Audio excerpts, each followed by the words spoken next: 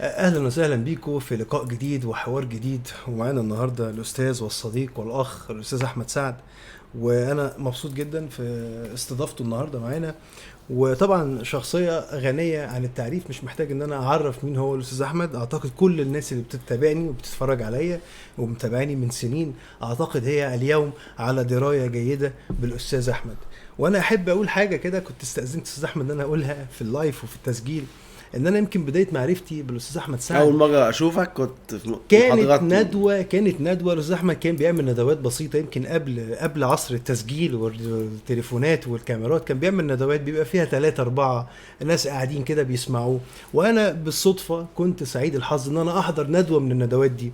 وبصراحه الموضوع فرق معايا، لان الندوه كانت بتتكلم عن المدارس الفلسفيه. ولأول مرة كنت أحضر ندوة حد بيتكلم عن الفلسفة واستوعب الموضوع بشكل بسيط وبشكل سهل وسلس.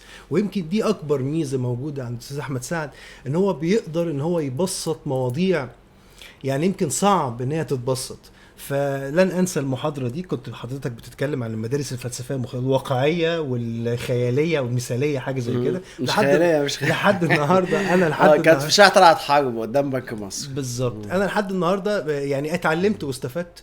ويمكن ده اللي خلاني اشجع استاذ احمد ان هو يبقى موجود اكتر، لان مهم ناس تسمع المواضيع دي بشكل بسيط. يعني احنا كلنا المفروض نسمع عن الفلسفه، بس مش لازم بقى الكلام المجعلص. فدي الميزه اللي موجوده عند استاذ احمد، بتهيألي مش موجوده عند اي حد، ان هو على درايه بمواضيع كتير وبيقدر في نفس الوقت ان هو يقدمها للانسان البسيط او للشخص اللي هو ما عندوش فكر. فالنهارده بقى استاذ احمد معانا، بس في مواضيع يمكن ملهاش علاقه قوي بالفلسفه، وان كانت برضو يعني ايه قريبه بعض الشيء.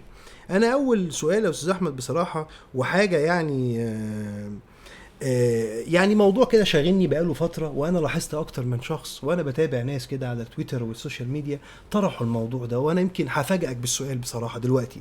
السؤال ببساطه بيقول ايه؟ ان احنا مشاكل الواقع الراهن اللي احنا عايشينه دلوقتي في العصر ده، في الوقت اللي انا بتكلم فيه معاك، المشاكل دي اتكونت وبدأت بسبب أو من القرن الماضي، من القرن العشرين، وليس من 1400 سنة أو من 2000 سنة. بمعنى إن التراث الإنساني بشكل عام والديني جزء منه، اللي إحنا بنتكلم عليه كل شوية وبننتقده وبنتكلم حواليه وبنعمل حوارات وجدليات ونقاشات، هذا التراث اختير لنا منه في القرن العشرين ما هو ما يؤثر في واقعنا اليوم. إلى أي مدى تتفق أو تختلف مع القراءة دي أو مع النظرة دي؟ والله يا صديقي العزيز، اولا برحب بيك في مكتبي، فاهلا وسهلا بيك. والقصه باختصار ان في حركه التاريخ الانساني من الصعوبه بمكان ان احنا نقول ان سبب المشاكل اللي احنا موجودين فيها دي حاجه واحده. فهل مثلا ممكن نقول المماليك هم السبب؟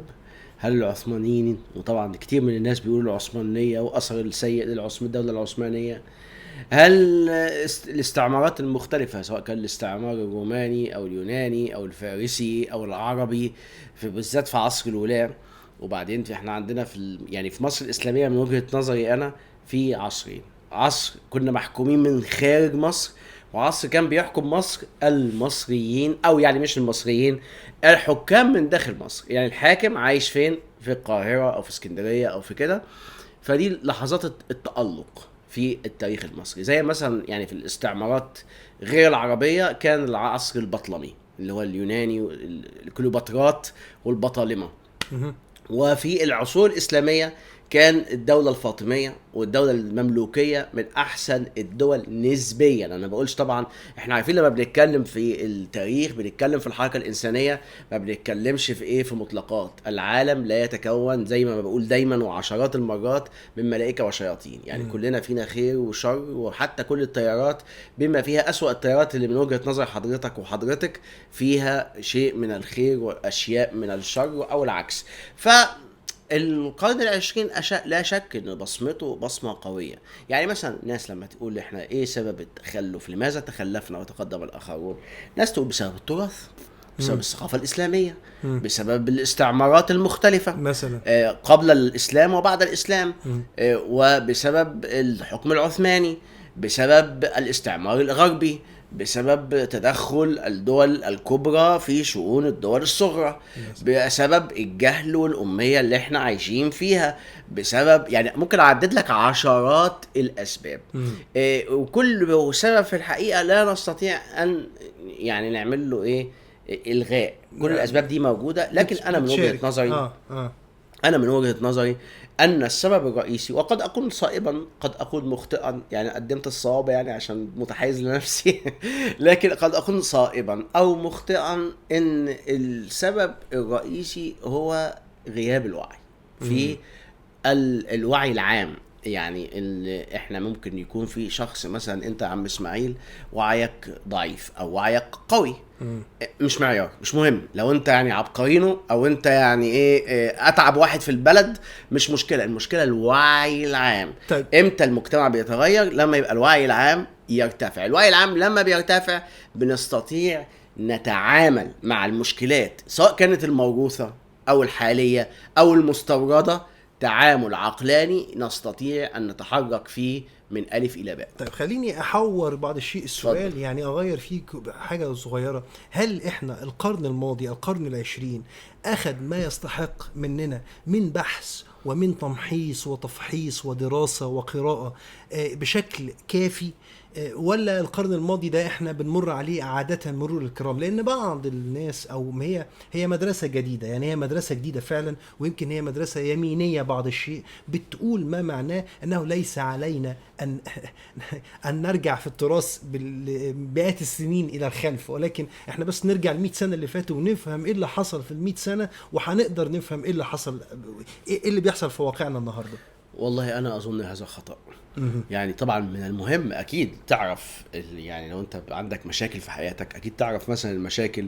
لو واحد مثلا اشتغل في عدة وظائف أو اتجوز عدة جوازات، يبقى مهتم وفوكس على على الحاجات اللي هو عايش فيها، الحاجات الأخرانية، سواء الجوازة الأخرانية، الشغلانة الأخرانية، المشاكل اللي حواليه في اللحظة دهيت. لكن عشان يفهم فهم عميق لابد يشوف كل خلفيات مشاكله منذ وجد على الكوكب، هو وأسلافه المباشرين. يعني احنا دلوقتي ايه اللي بيتحكم فيك؟ ايه اللي بيتحكم فيك انت وفيا انا وفينا كلنا؟ ثقافة عربية إسلامية. وبعدين مش مهم اللي حصل يا اسماعيل، يعني اللي حصل مش مهم، المهم اللي احنا عارفينه. يعني التاريخ زي ما بقول دايما برضو في محاضراتي المتواضعة، بقول يا جماعة التاريخ ما نعرف وليس ما حدث. ما حدث دي شغلانة بقى الناس بتوع قسم التاريخ في الجامعة وبتاع يصححوا لنا معرفتنا بالتاريخ، وده شيء كويس. لكن اللي احنا محتاجين نتعامل معاه تعامل نقدي ونفهمه فهم جيد، اللي هو مكون شخصيتنا. ان انا مثلا مصدق ان في فلان موجود، طب فلان ده ممكن يطلع شخصية أسطورية، لكن هو يعني حتى لو هو اسطوري وهو مش موجود في التاريخ فعلا. يعني مثلا زي مثلا في الديانات الهندية كريشنا ممكن يكون مش موجود في التاريخ، بل هو يعني الراجح انه ما فيش شخص اسمه كريشنا حتى الان.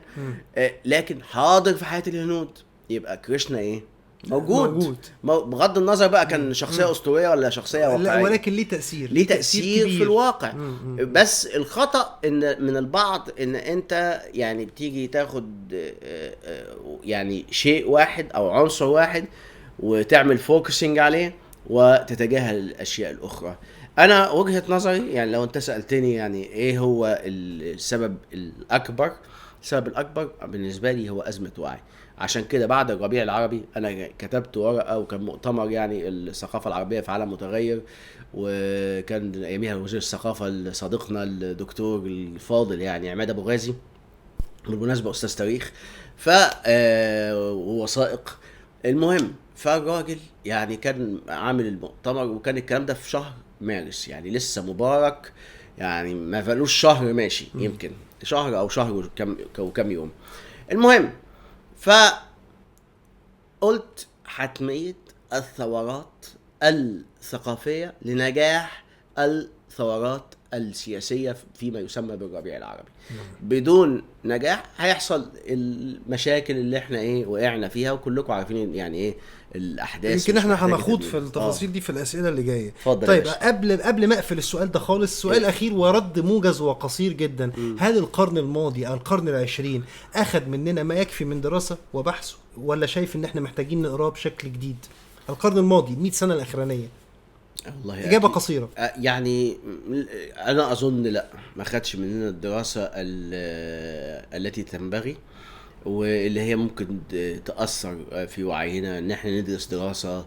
يعني في ظواهر كتير اتولدت في القرن العشرين ما كانتش موجودة قبل كده. الفكر القومي ده ابن القرن العشرين. الفكر الاسلامي السياسي اقصد، مش الاسلام نفسه الدين. أي نعم. الاسلام السياسي مواليد القرن العشرين. الحكومات اللي بيسموها ايه، مش اللي هي الديكتاتوريات المطلقة. يعني في كان حكم مثلا ايام المماليك، ايام محمد علي باشا، كان يعني عمل مذبحة القلعة، لكن ما كانش مسيطر على كل الحياة. حكم غير شمولي، يعني ممكن يكون حكم مستبد. لكن انا سياسي مستبد، انت واد اسماعيل زعلتني في حاجه وجاي مخلص عليك، ماشي. لكن انا بقى، انت اسماعيل عايز تطلع بطاقه فبتجيلي، انا الدوله يعني والحاكم. عايز تودي عيالك لمدرسه بتجيلي، عايز تودي مراتك تولد في المستشفى برضه تحت اشرافي، عايز تطلع شهاده ميلاد لعيالك، يعني انا ببقى ايه، مهيمن عليك هيمنه كامله بوسائل الدوله الحديثه اللي صنعتها الحضاره الغربيه. وسائل الدوله الحديثه جعلت الديكتاتور ليس شبه اله، يعني يستطيع، وده ظهر في القرن العشرين، ان هو متحكم في منظومه التعليم، متحكم في منظومه الصحه، متحكم في منظومه الزواج، ازاي دي مراتك ولا مش مراتك. يعني كان زمان مثلا انت هتعمل فرح في الحته اللي انت ساكن فيها في القريه ومن غير كتابه ولا حاجه، والناس ابوك وابوها واهاليكوا يطبلوا ويزمروا مرتين كده وتاخد البنوته وانتهت القصه. اما دلوقتي لا، في اجراءات وفي محاكم ومحاكم اسره وتفاصيل كتير. اصبحت الدوله يعني ايه، داخله في حياتنا بشكل اشد، وده شيء انا بالنسبه لي مش مشكله. المشكله ان لما تكون الدوله يعني ايه غير رشيده او غير مهتمه بقيم الحريه والعداله وهذا. طيب على سيره يمكن النبوءة اللي حضرتك تنبأت بيها وكنت بتتكلم عليها من شوية، انت تنبأت ان ضرورة تغيير ثقافي من اجل تغيير سياسي بعد كده، اللي انت حضرتك اشرت اليها في سنة 2011 دي، 2011 مارس. في العشر سنين اللي فاتوا دول من 2011 ل 2021 انا بدعي ان ملايين من الشباب في الشرق الاوسط وشمال افريقيا تغيرت افكارهم. افكار كتير جدا من الشباب، نقول بقى بالسوشيال ميديا، بالانترنت، بالفضائيات، بالتلفزيون الى اخره، بس تغيرت فعلا افكار الشباب دي. من وجهة نظر حضرتك التغيير اللي حصل للشباب كتير جدا، هل كان التغيير ده حتمية تاريخية، شيء لابد ان يحدث مثلا، وهل انت بتشوفه شيء ايجابي ولا شيء سلبي؟ واخر سؤال متعلق بالموضوع ده، هل الحكومات العربية او الحكومات في الشرق الاوسط وشمال افريقيا تغيرت بطريقة تستوعب بيها ما حدث لهؤلاء الشباب ولا لا؟ بص يا عم اسماعيل، يعني هو الربيع العربي يمكن افضل حاجة حصلت فيه او ما يسمى بالربيع العربي هو ثورة الوعي وحالة عدم التأكد، الانسرتينتي اللي حصلت، جعلت كثير من الشباب والبنات او الشباب والشابات او الولاد والبنات عشان ما احبش اقول الشباب والبنات، يعني بنات وولاد او ايه شباب وشابات. فالجماعة كلهم بقى في حاجات كتير فيها، يعني انت لو في حالة استقرار والامور ما فيش فيه مشاكل مش هتفكر. طبيعي دايما السؤال هو ابن ايه الحاجة، ابن المشكلة. انت ليه بتفكر في حاجة؟ يعني لو انت حياتك مبسوط وبتاكل ومبسوط يعني لن تتساءل. التساؤل بيبقى بسبب ايه؟ بسبب اشكالية بتحصل قدامك، فبتحاول تجد لها إجابة، تجد الإجابة اللي عندك أو الإجابة اللي قالها لك أبوك أو الإجابة اللي قالها لك إمام المسجد أو الإجابة اللي قالها لك المدرس في المدرسة أو الإجابة اللي قالها التلفزيون الرسمي، إجابة غير منطقية وغير مقنعة. فبتبدأ أنت هتعمل إيه ساعتها؟ منطقي، هتدور جاي تسألني مثلا، فهتقول لك إجابة أنا كمان برضو تلاقيها إيه نص نص، ممكن تقنعك نص نص أو تقنعك لفترة. بعد كده هتفضل في حالة هذا القلق. هذا القلق هيؤدي بيك إلى الوعي أو التوهان ممكن يعني في ناس بيوصل بيهم للتوهان وممكن يوصل لنوع من الوعي والتساؤل. والسؤال هو أس التفكير والتفكير الفلسفي.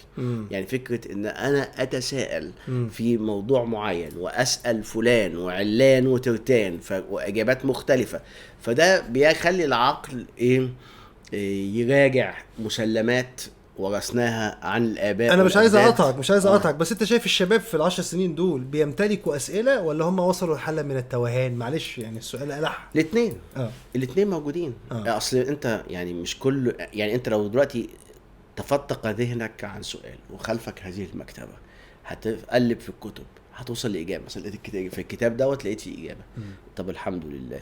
بعد فترة الإجابة عملت لك مشكلة، المشكلة دي اتصدمت بأبوك وبأهلك وبكذا، فهتقوم تدور على إجابة تانية، أو تحاول تعمل بيسموها إيه الكلام بتاع هيجل ده اللي هو حل وسط، يعني بين المقولة الأولى والمقولة التانية، وتطلع منهم المقولة الثالثة وهكذا.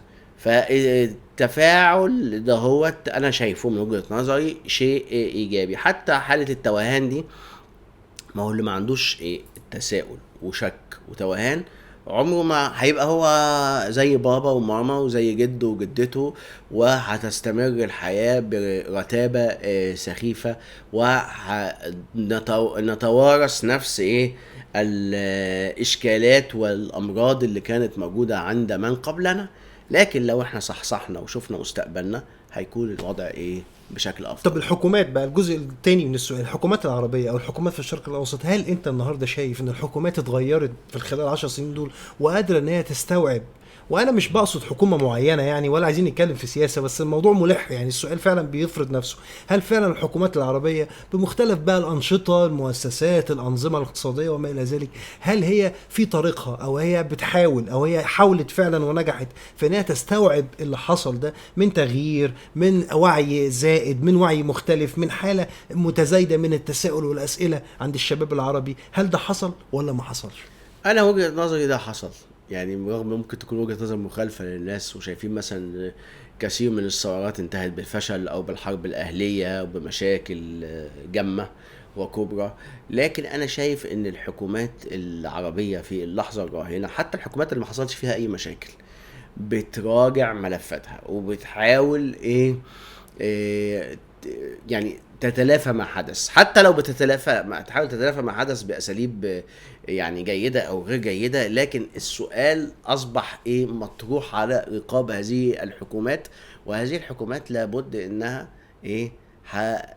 تحاول ما يكررش اللي حصل ده في 25 يناير، أو يعني بالنسبة لمصر يعني، أو فيما يسمى بالربيع العربي بالنسبة لبقية الأقطار، أو حتى الأقطار العربية التي تشترك معنا في النطاق الثقافي والفكري.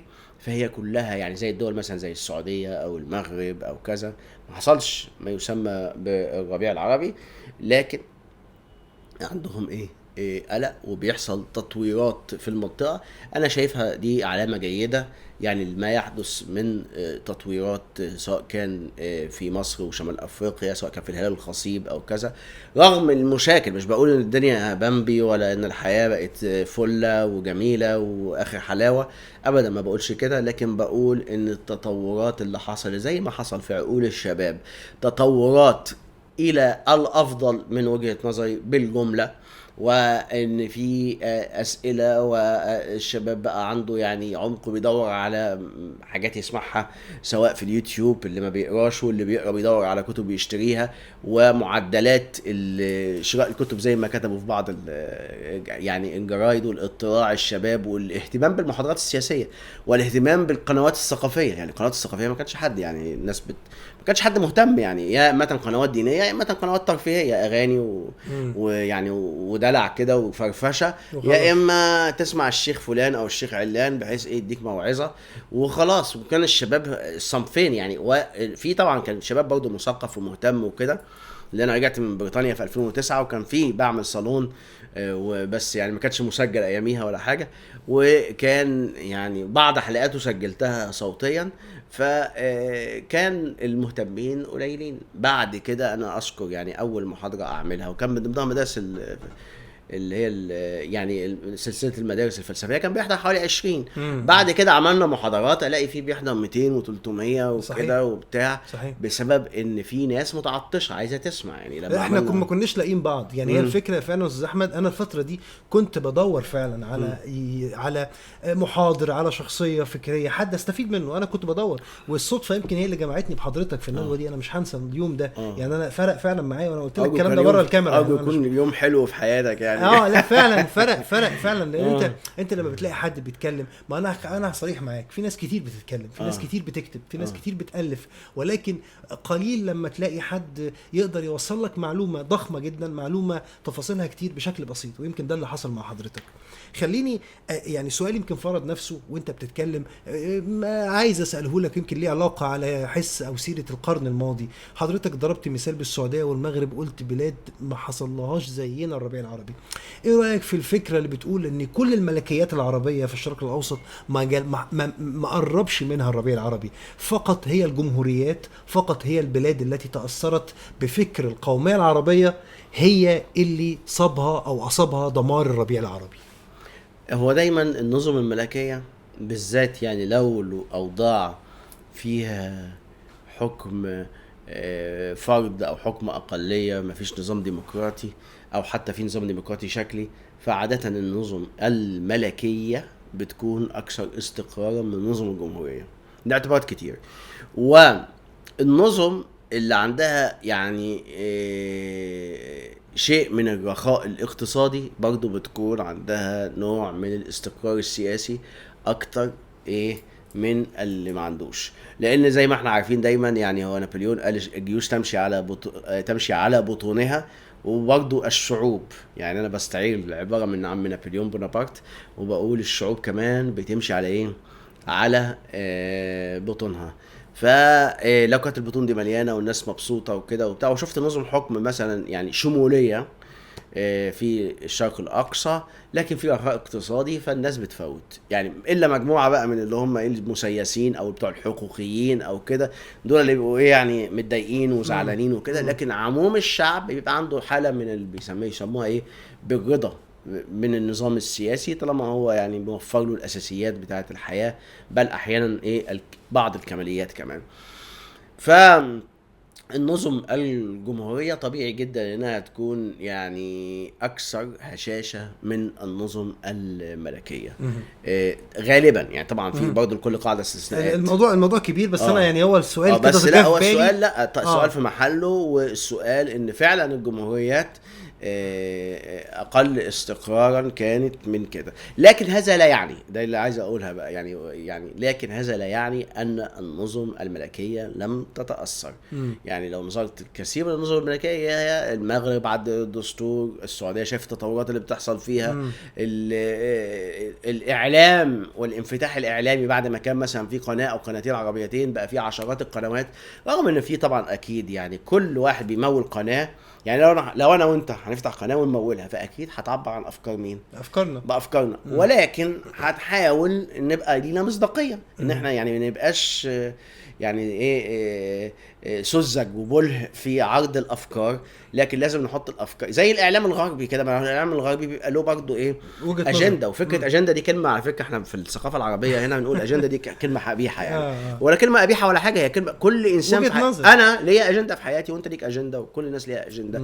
المشكله الاجنده لو فاسده لا يستطيع انه يثبت هذا بالنقاش. لكن فكره الاجندات اللي هي دهيت برضو فكره نتيجه خرافيه العقد العربي وايمانه بالمؤامره، فبتخلي يعني كل حاجه كده حواليها. طب سؤال عابر كده، وهننط على السؤال بقى، الاسئله بتاعتي اللي انا محضرها. هل لا زال العقل العربي، هل لا زال العقل في الشرق الاوسط، في الميدل ايست وشمال افريقيا، زي ما هو عقل خرافي، ولا حصل فيه تغيير؟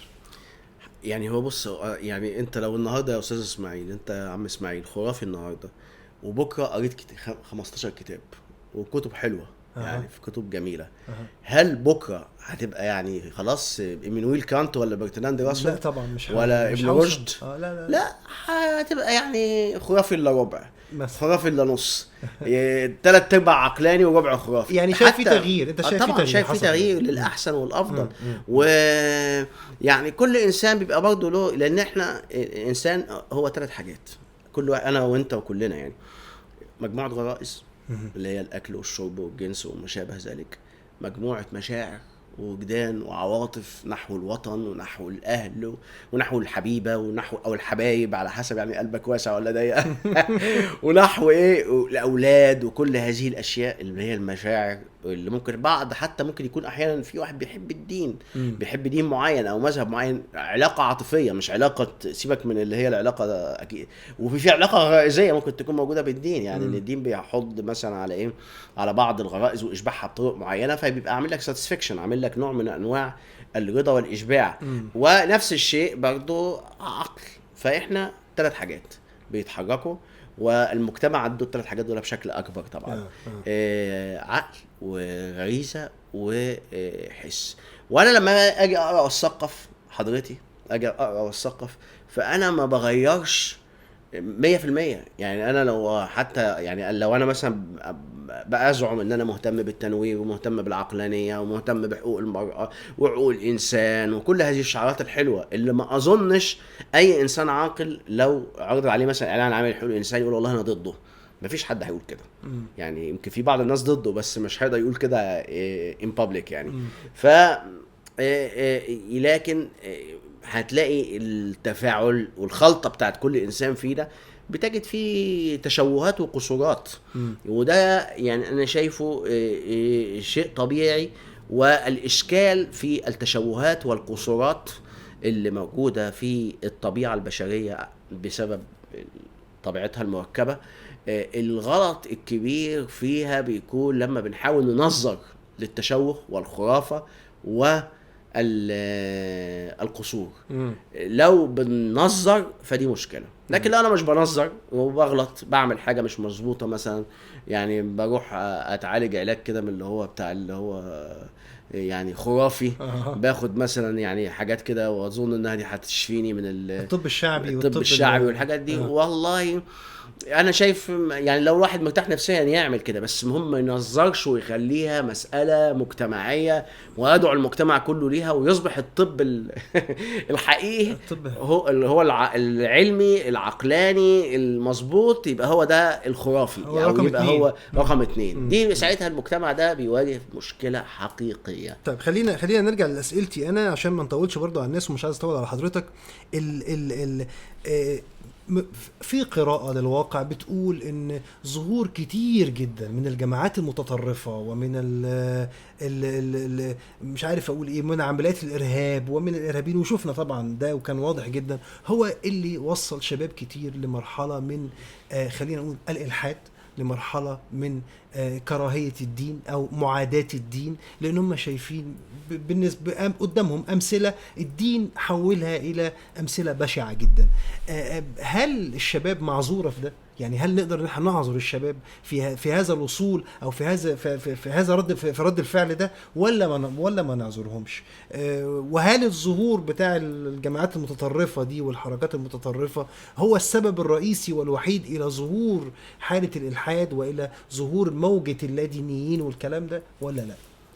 والله هو ظهور موجة من اللادينية أو من الإلحاد أو كذا اللي بيبقى له مجموعة من العوامل. زي ما بنتكلم على الدولة بنتكلم على الموضوع ده. يعني ممكن واحد مثلا ملحد زي ما بيقولوا بعض الشيوخ ورجال الدين إنه عنده أسباب نفسية، قد يكون.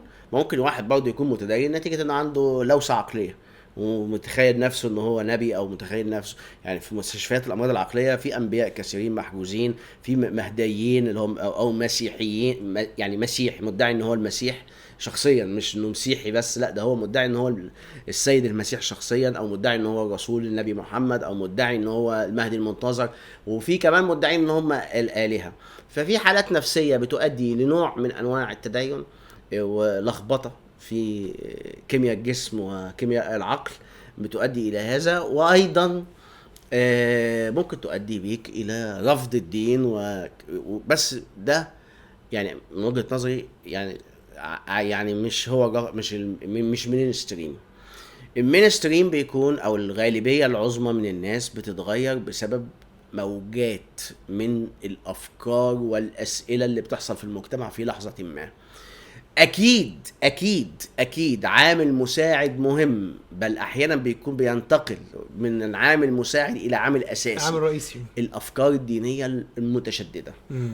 يعني ودايما لما نشوف التجربه مثلا التجارب الغربيه او التجارب الشرقيه، كلما كان الدين اكثر تزمتا واكثر تحكما في مصائر الناس والمجتمع، بيكون الالحاد اللي بيواجهه الحاد مش ابن ناس كده، لا الحاد برضه متطرف ابن 60 في 70 وشديد بمقابل هذه يعني ممكن نشوف نموذج الفرنسا، نموذج المجتمع الفرنسي، نموذج المجتمع الروسي، نشوف النموذج اللي هو يعني كان فيه الالحاد الكيوت، الالحاد الحلال الوسطي الجميل ده هتلاقيه مثلا في المجتمعات الانجلو ساكسونيه اكتر، عند الانجليز، عند الامريكان، وبهذا الشكل.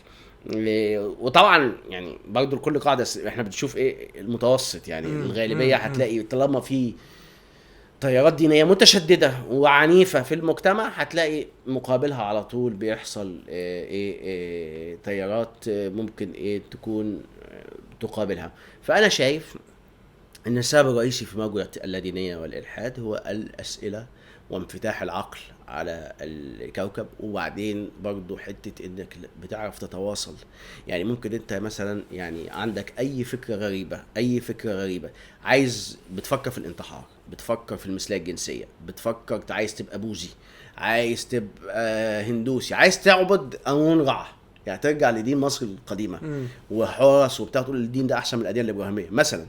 فانت هتشوف ابوك يقول لك بس يلا، يقوم ضربك على دماغك، حتى عمك ممكن يطف عليك ولا يحصل لك اي حاجه. هتلاقي الوسط اللي انت فيه انت عامل زي البطه السوداء، يعني فعلا مرفوض ومنبوذ وشكلك سخيف. فانت هيحصل لك نوع من الاهتزاز النفسي يعني غالبا. يعني ممكن واحد يكون نفسيته قويه، زعل وحزن او تنزوي، او تخلي افكارك في نفسك وتتعامل مع الناس بما يعتقدون وبما يصدقون.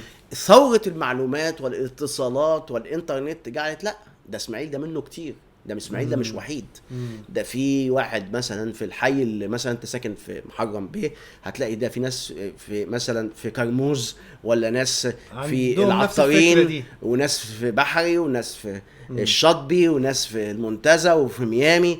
فهتقول لا، ده انا مش وحيد. فتتفق يلا انت وهو ولا بنت انت وهي، يلا نتقابلوا ونقعدوا مثلا في حته معينه ونعمل جروب، سواء الاول جروب يعني افتراضي في الواقع في الانترنت، وبعد كده يتحول الى شيء واقعي، وهيحصل ايه يعني هتلاقي منك كتير. فلن تشعر بالوحده. الاشكال اللي بيخلي الافكار السائده تستمر مده اطول هو ان الذي يخرج عليها بيتم محاكمته وعزلته، حتى مش لازم عزله يعني بسجن طبعا ممكن احيانا بيكون كده يعني في الشكل الاشد يعني، لكن في الشكل العادي يعني هتلاقي مثلا الناس اللي حواليك واصحابك، وحتى اصحابك اللي في المدرسه واهلك والعيال اللي في الحته اللي بتلعب معاهم كوره في الشارع او في النادي على حسب يعني الوسط الاجتماعي اللي انت منه. فهتلاقي كل دول بينبذوك. فانت هتقول مش معنى كل العالم دي غلط وانا يعني ارسطو انا اللي يعني اللي جايب التايهه. فاكيد يا اما هتتراجع، وكثير بيحصل كده، يا اما هتقول ايه يا ولا لم نفسك بدل ما يقولوا عليك مجنون وهبل. فايه خلي افكارك لمين؟ لنفسك. ديني لنفسي زي ما قال الحلاج، ديني لنفسي او على الاقل ودين الناس ما بيني للناس، وما بين المجموعه والجروب اللي هو شبهي، اللي شبهك من 3 4. لكن مش هتلاقي فيه طيار. الانترنت خلق طيار، ودي يعني حاجات تطورات. اصلا الربيع العربي سببه ايه؟ الانترنت. سبب رئيسي هو الانترنت اللي نظم هذه الخروجات والمظاهرات. وانا مثلا شايف ان انا مثلا مش بحب مبارك وبكرهه او متضايق منه ومتضايق من دولة مبارك، فاكتشف لا ده مش انا لوحدي، ده في كمان واحد هنا، وده في بنت هناك، ده في واد هنا، ده في كذا في كذا في كذا. طب يا عيال، طب ما يلا نعملوا حاجه، طب ما نتصرف كذا. فجت الموضوع بشكل ايه، بشكل كده بيسموها الاواني اللي هي المطلقه. طب سؤال يمكن خطر في ذهني دلوقتي يا استاذ احمد، على سيره المراجعات الفكريه، دايما يمكن من القرن الماضي واحنا بنسمع عن مراجعات فكريه بيعملوها للارهابيين وللسفاحين والناس دي. هل الالحاد، هل اللادينيه تستحق ايضا مراجعات فكريه بهذا الشكل، ولا الموضوع لا يعني، ولا الالحاد شيء مختلف عن التطرف الديني؟ يعني اخد بالك ازاي انا بتكلم ازاي؟ في مراجعات بتحصل دايما على الارهابيين عشان يخرجوا من السجون او كده، هل احنا ممكن المفروض نعمل كمان مراجعات والله الذي لا يراجع افكاره بشكل يعني ممكن اقول شبه يومي او شبه اسبوعي هو انسان مختل من وجهة نظري، اللي عنده مسلمات. يعني انا لا اؤمن بوجود حقيقة مطلقة اصلا، فاللي يؤمن بوجود حقيقة مطلقة ده بيقع في دogma لا يستطيع الانفكاك منها، ومشكلة ضخمة جدا يا صديقي. طيب السؤال يمكن قبل الاخير يا استاذ احمد، مش عايزين نطول عليك ولا نطول على الناس. انا بصراحه معجب جدا بتجربه دوله الامارات، وانا شايف ان هم بيقطعوا اشواط سريعه جدا في مسار او في طريق الحوار ما بين الاديان، الافكار زي التسامح وقبول الاخر. قاموا بعمل الحرم الابراهيمي عشان يجمعوا ما بين الاديان الابراهيميه الثلاثه على ارض الامارات. يعني توجه الامارات بيعجبني جدا. ايضا السعوديه بتاخد خطوات كلنا حاسين ان هي خطوات ثوريه، يعني وليست خطوات تغيير عاديه. مصر، ما موقع مصر في التغييرات اللي بتحصل في الامارات وفي السعوديه واحنا شايفينها هنا؟ هل في تغييرات مماثله او شبيهه بتحصل في مصر بنفس الثقل او بنفس الوزن اللي بيحصل في السعوديه والامارات، ولا احنا مش بيحصل عندنا حاجه؟ والله لا، يعني هو يعني انا طبعا عملت فيديوهات قبل كده اتكلمت في الموضوع ده، يعني سواء كان على موضوع السعوديه وحتى دوله الامارات وبالنسبه لمصر يعني انا شايف ان في تفكير حقيقي في تغيير التعليم، وفي اصلاح للبنيه الاقتصاديه اللي هي البنيه الاساسيه في الاقتصاد المصري، وعمليه شغاله على قدم وساق. يعني انا قلت مره لما رحت اسمها ايه دي القاهره، فعلا في تقدم وتطور، و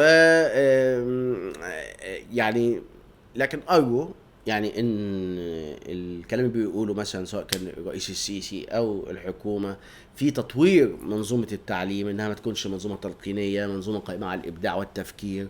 يعني انا بصراحه غيران من اخواننا السعوديين ان المناهج السنه دي، ويعني صديقي بالصدفه احد المشرفين على هذه المناهج المرتبطه بالتفكير النقدي والتفكير الفلسفي اللي هتدرس للولاد في اعدادي، وهتكون السعوديه اول دوله في المنطقه العربيه تدرس تفكير نقدي وفكر ناقد للاطفال، يعني اطفال او مراهقين، يعني الشباب الصغيرين الولاد في اعدادي، ودي حاجه كويسه.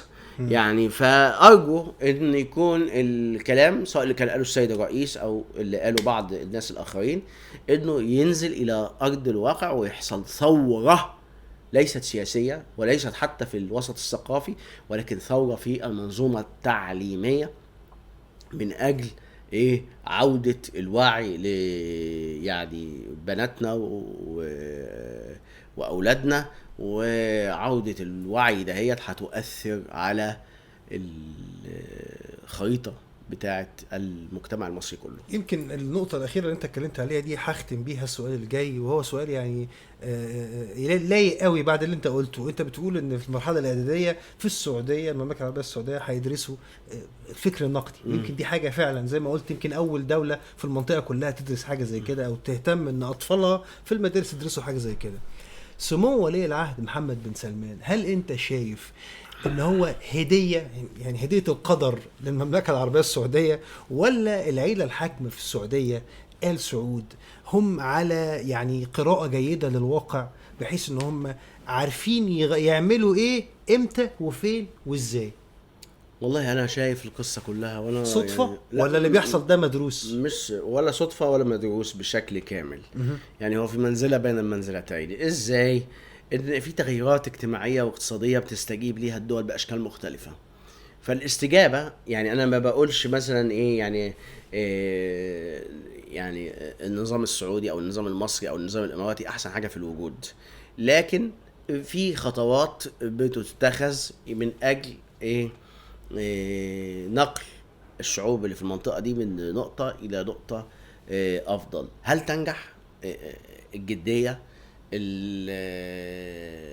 بيسموها ايه، يعني اصاله اصحاب الافكار دهيت هي اللي يعني الجديه الاصاله اللي هي ايه، ان الافكار دي افكار اصيله مش معموله مثلا كرد فعل على اللي او بيحصل. استجابه. رد فعل الموضوع الربيع العربي ممكن يعني جميل جدا يبقى رد فعل كدافع، بس انا مؤمن بالافعال دهيت. أيوة. يعني رد في الربيع العربي خلينا افكر في الموضوع، فجبت الكتب وقعدت اقرا فكان واقتنعت. دافع واقتنعت فعلا، اقتنعت مش بحاول يعني ايه كده. يعني الايام هي اللي هتثبت ان هذه الجهود هتثمر وهتخلي هذه البلدان بل المنطقة كلها هتكون بشكل أفضل ولا لا. يعني أنا لا أريد أن أستبق يعني خصوصا أن أنا لا أستبق الأحداث، خصوصا أن أنا مش طرف في القرار سواء كان سياسي أو حتى تعليمي أو كذا. أنا مراقب ومهتم بالشأن الثقافي. فانا لما براقب ومشتغل بالشأن الثقافي، فانا ممكن هشتغل بالحته بالقطاع، يعني اقول والله يعني ده شيء كويس ده شيء كويس، لان انا شايف ان الشعوب العربيه يعني محتاجه الكثير من الوعي حتى تستطيع انها يعني تلحق بدول العالم من حولنا. يعني الدول التي حصلت على العدالة الاجتماعية والحريات الأساسية السياسية والاجتماعية والكرامة الإنسانية لم يكن هذا بين يوم وليلة.